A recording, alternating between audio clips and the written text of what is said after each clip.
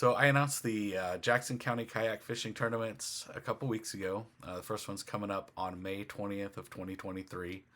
And with that, I've had a lot of people ask me about how it works. Maybe they've never fished in a kayak tournament or maybe not even fished from a kayak. So I wanted to put together some stuff for what you have to have um, to do a kayak tournament. And these are like the base needs, right? So this is, you have to have these things. Um, and you can do this like relatively cheaply.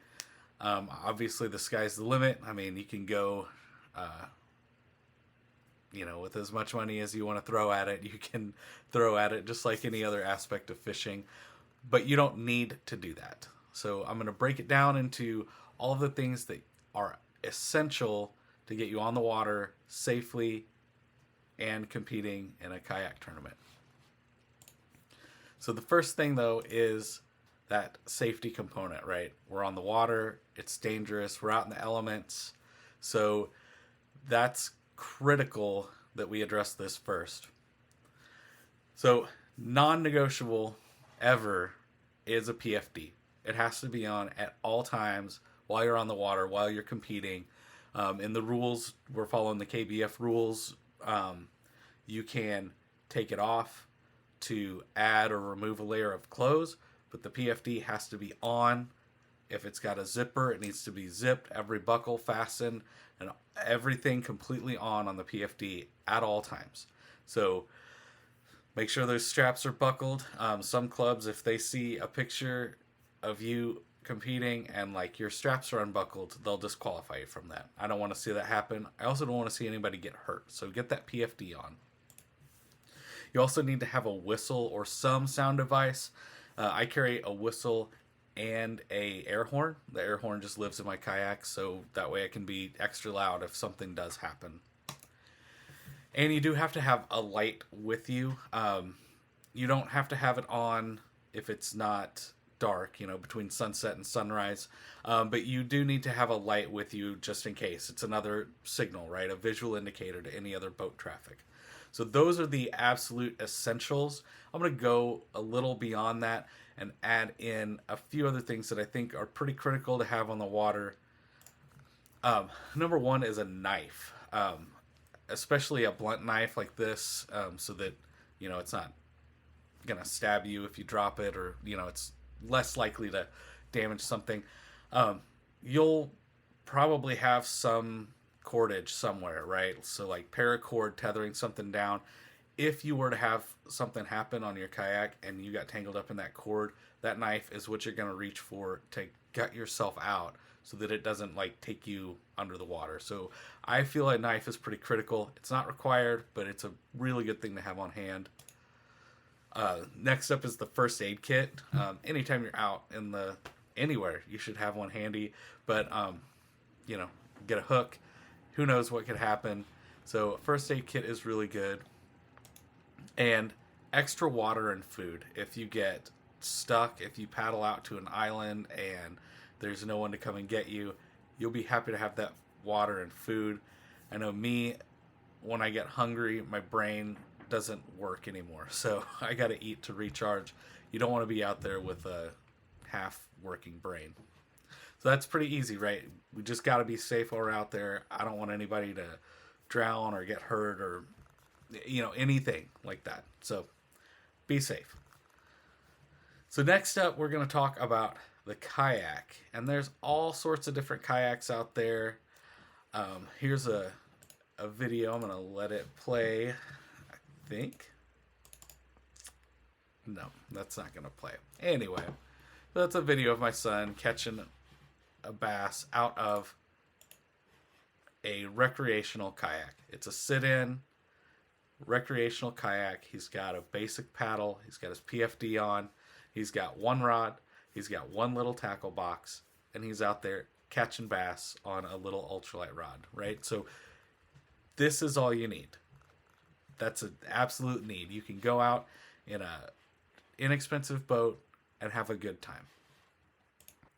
So there are a few varieties of kayak. Sit in, like that's going to be your recreational where you're partway in. These work, right? So we have this exact model and we go out and fish in it. It does work. It's not as comfortable or as easy to fish out of as some of the others that we're going to talk about. But if this is what you have, get it on the water and get fishing. So the next is going to be a sit on top. So that's everything is above, outside. The seat is usually a framed seat. The seat's going to sit up higher. They're going to be more comfortable for a longer day, and you're going to have a lot more room to have stuff, right? To have things. You're going to have room for your rods, more room for rods, more room when you're handling a fish. If you haven't bought a kayak, or if you're looking, definitely, if fishing is your goal, look for a sit on. So then beyond that, we get into the really specialized ones. The one here is a pedal drive. So there's some pedals that move a propeller, some move fins. These are super nice and they're great to fish out of, but they're expensive. I mean, once you get into like pedal drives, you're looking at over 2,000 on up to, 5,000+. So these are great, but you don't have to start there. You can start here on this sit-in today, right? Get one and get out on the water. So it's paddlecraft. You do need a paddle. Even if you have a pedal drive or you end up adding a trolling motor later on, you need to have a paddle because things break and a paddle will get you out of a lot of situations. Paddle, the biggest rule about a paddle is this: buy the best one you can afford. It makes a huge difference. The more money you spend on a paddle, you're going to get better materials, they're going to fit better, they're going to be lighter, and that adds up. Tournaments are, 8-ish hours on the water, 8 to 10 hours. Every movement that you take, if you're lifting a heavy paddle, is more fatigue on your body. So buy the best you can afford, right? If you can afford a, aluminum one from Walmart, fine, that'll get you by. I used one for an entire year, but upgrading to the best you can get will make a huge difference in your comfort and your time on the water. Here is a little size chart for the paddle. If you're in a sit-in, a lot of those come with a paddle, but probably around a 240 centimeter is going to be good. But once you get into the sit-on tops, you're going to want a longer paddle. I am shorter than 6 foot, and my boats are 34 to 36 inches wide. My paddle's at 260, and I always leave it all the way extended. You're typically going to want a long paddle, especially in those sit-ons. You want that extra leverage to get good grip in the water. So look for that. The size matters a lot, right? You want it to be long enough, but then the quality is critical. So size and quality. But don't let that stop you. Just because you can't go out and buy a $400 all carbon fiber paddle doesn't mean wait. That means wait and get one of those paddles. Get out with what you have. I went a whole year with a $30 paddle from Walmart. You can do it too, and that'll make you appreciate that nice paddle when you do buy one. So now we're to competing, right? So it's a little different. If you've had any involvement in any kind of tournament or fishing derby, it's usually weight. If you're in a boat, you store it in the live well and you take them all to one place and you weigh them. Well, it's pretty stressful on a fish, I would think. So that is one thing that I do like about the kayak fishing is it's gentle. It's gentler on the environment and on the fish themselves. Because we catch the fish, we take a photo of it, and we release it, right? You release it right away. You release it where it was, not miles away from where you caught it. I really think that's a nice thing to do. I think that makes it better since we're just doing this for fun, right? Usually it's the total of your 5 longest fish. Your software is going to manage that for you, what they call auto cull. So if you have, say, 5 12-inch fish and then you catch a 14-inch fish, it's just going to drop one of those 12-inch fish off. And it's always going to take your longest 5. You, like I said, you catch it, take a photo, you release it right then and there. When you're taking your photo, you'll get an identifier, and I'll show you one of those in a minute. It's going to be, like a 3-letter code, and that needs to be in all of your pictures because no one knew that code ahead of time before the tournament, so that's part of what keeps it fair. Your photos get uploaded through an application. Usually it's TourneyX. That's what we're going to be using for ours.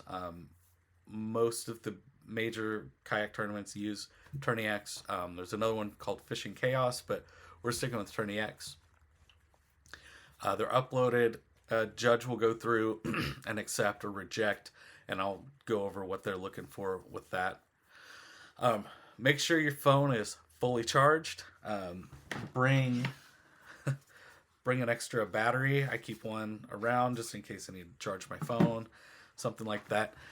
Make sure your GPS is on, because that's one thing that judges look for. Is they get the exact location of where that photo was taken to know if you were in bounds for the water that you were supposed to be on. And then get an approved measuring board. As of right now, all the tournaments take the catch boards, and that's the only one they accept. The catch are pretty rigid and don't have a lot of flex. There were some issues with people able to kind of finagle some other boards around to get a little extra length, and the catch boards don't have those flaws, and so that's where we are right now. So here's your board. Here is the lowest cost board. These are $35, somewhere around there. This one's plastic. Get the 26-inch one.